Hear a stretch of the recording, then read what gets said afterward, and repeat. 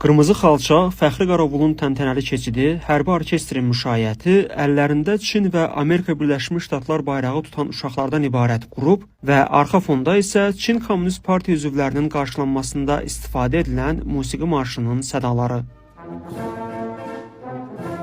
Çin lideri Xi Jinping Amerika Birləşmiş Ştatlar prezidenti Donald Trump'ı bu cür qarşılayıb.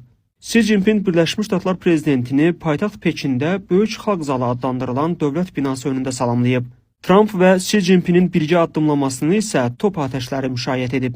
Trump Çinli həmkarının dəvəti ilə mayın 13-dən 16-sına dək bu ölkəyə səfərə gəlib. Bu, Trump'ın Çinə ikinci səfəridir. O, daha əvvəl prezidentliyinin ilk dövründə 2017-ci ildə Çinə səfər edib. Birləşmiş Ştatların ən böyük texnologiya və bank rəhbəri olan 30 biznesmeni də Trump'la birgə Çinə gəlib. Onların arasında Apple, Tesla, Boeing, Mastercard, Visa, Goldman Sachs kimi texnologiya və bank nəhənglərinin rəhbərləri də var.